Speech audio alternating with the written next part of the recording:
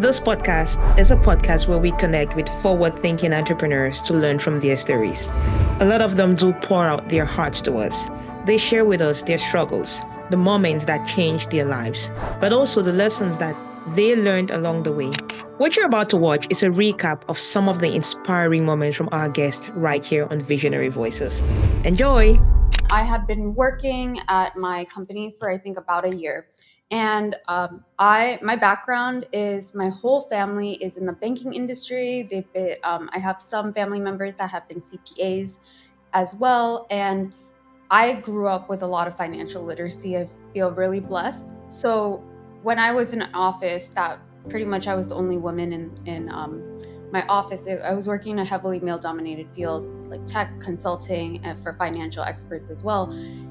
And I remember feeling cornered, right? At one point, I was talking about investing and debt and all of the nuanced advice my family members have given me for like years and years of their experience. And I was talking to all these older men in my office, and they're like, "Oh, she doesn't know anything. Where did you get your sources? Who did you watch on like CNN to tell us what you're telling me?" And I was like, I didn't want to say, "Oh, it was my aunt who's been working in the banking industry for like 20 years, right?" Like that doesn't make sense to them. They wanted the people on TV, the people that wrote books. And I was so mad that day because I couldn't fight back. I was like, it was a group of like 5, 6 guys who were saying that my financial education wasn't up to par because it didn't come from, the people that were educating them on Wall Street. And I know that they were wrong. And I was just so furious. I was really angry. And I was like, where are all of my people? Where are all the women of color that look like me and my friends? And I was like, where are they? They're not, I don't see them writing the books. I don't see them on the TV shows. I don't see them having the level of influence that I see a lot of men in the industry have. So that was the first seed that was like, I need to do something about this because I'm going crazy. And there's many interactions that have happened like that in my life. In South Africa, you grew up in apartheid, and that was just your norm. You knew that if you were Black, this is sort of the level of success you would having. If you were colored, so people of mixed race lineage, even though I identify myself as Black, you had a certain level of almost like a mix of racism and caste system of expectation. And so when I came to Canada, I was really expecting that it's this country that it's a melting pot and everybody is, living kumbaya and it's perfect. And you get here, and like I said, you have varied experiences depending on the province that you're in, right? And it was very shocking to me because I know it sounds weird to say this, but I was never cognizant of the color of my skin until I came here. Yeah. Because I was really reminded that you are not white.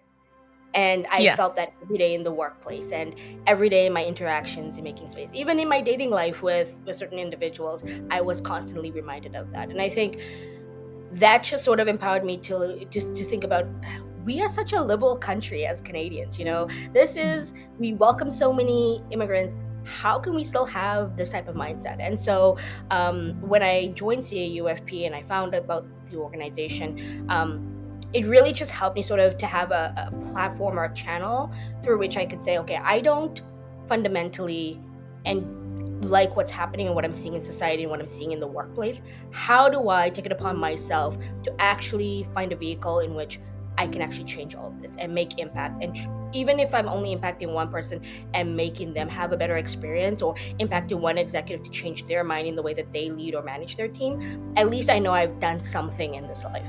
And that's really sort of been the catalyst behind it is I feel like everybody has the power, no matter who you are, to at least change something in society. No matter how small, it doesn't have to be something grand. And so that's always been the thing that's motivated me. Awareness, right? There are a lot of people that aren't necessarily aware fully that there is research that shows that certain groups and certain people of particular ethnocultural backgrounds or intersectionalities have a completely different experience at work with the way that they are measured, with the way that their relationship evolves with supervisors. And so the more people are knowledgeable about that, the more people are educated about that, they themselves can make sure that they are not on the side of doing that to other individuals, and can make sure that there's also those equity considerations. So the education piece is really, really important. I have for many years in my career have integrated equity considerations into the way that I would facilitate, in the way that I would oversee processes. Was only able to do so much of that, I would say, because I was working at other organizations, and knew that there would be a day where I would want to really double down on all of that more. In 2020, with the death of George Floyd, more specifically the murder of George Floyd, and with COVID, as we in terms of health disparities and inequities, when looking around the landscape, I'm one of a few individuals that have certain lived experiences and lived realities, from the side of being Black, from the side of being LGBTQ2SIA, and also, being someone who's walked the halls of corporate organizations and have worked with many different sectors across the country. So I had to have that conversation with myself about the timing. And this right now is a time where someone with my positionality should really make sure that they are doing something to help with truly addressing these issues and problems. My upbringing initiated me on this path. My background initiated me. See, growing up, I came to a point where I realized that what was being told, what was being said, was not the reality that I was seeing. I think at some point in life, we all get to a point where we start asking questions. Many people never get to allow those questions to come to the surface, probably because of the fear of the repercussions that could come if they ask such questions.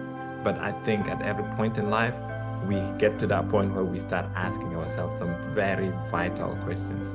So to me, it got to a point where I realized that the things that were being told were not the reality that was being lived, especially in my background where I came from.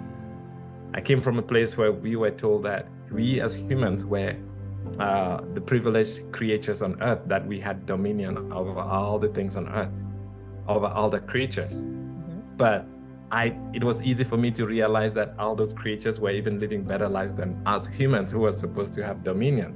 Honestly, birds and the animals in my neighborhood fed better than the human beings that were living there. They don't have to struggle. But so it was that point where I realized that there was a disconnect between what's supposed to be, what's being told, and the reality. So by questioning that, I started my journey to personal development. I started my journey into digging deep to see what really is money and how people can acquire it, and why do some people work so hard and never get it, and other people seem to have everything that money can afford and have. So that to me was my initiation. The background and my realization, that voice in me that started showing me the contrast between what's told and the reality I was living. I grew up with the whole don't drink coffee, or save 90% of your paycheck. And I think as women of color, you have multiple responsibilities. Maybe you're taking care of your parents, right? Because in a lot of cultures, you have family responsibility, and then you're also taking care of children or other younger family members. So you're pulled in both directions. So advice like that, where it's save 90% of your money. How are you going to do that? When you have cultural responsibility. I think that's what a lot of men who give this non-nuanced advice don't understand. Don't overthink the type of business that you want to create. I think, and I see this a lot with younger people, because they read about, there's this 20-something-year-old, they're on the Forbes 30 under 30, and they've raised $100 million. And I think I look at some of the best entrepreneurs that I know that are immigrants, and some of them were clients, where, for example, there's a food chain, I can't remember the name of them because it was so many years back, but they're out in Alberta, and I think they're also in BC, and it was a Vietnamese family. And all they did was supply food from back home because there wasn't really an outlet for them. And they saw that need, and then they realized, well, we're serving the Asian community, but the Black community doesn't have anyone bringing in their stuff, and the Latino community doesn't have any. And eventually, over time, more of these types of stores started popping up, but they amassed so much wealth in doing that. And I think it's one, don't overthink what problem you need to solve. Sometimes it's a very simple problem like that, and it's not the sexiest tech whatever problem. It can literally be as simple as it's a grocery store, and you can actually become wealthy off of that. Two, don't give up on your relationships back home. Those relationships back home are usually the ones that are going to help you, especially depending on the business model that you have. You come into Canada seeing opportunity because a lot of us don't have the same opportunities in our home countries. So we're hungry, we're seeing those things. And I think sometimes we forget that is an advantage. And so I think it's just making sure that you have that mindset to always be curious, to always seek opportunity. And like I said, again, it doesn't have to be the sexiest business. What is that solution or service you can provide that's eventually going to make bank for yourself? For more insightful conversations with entrepreneurs, check out this video right here. I think you'll love it. Continue to enjoy, and I'll see you there.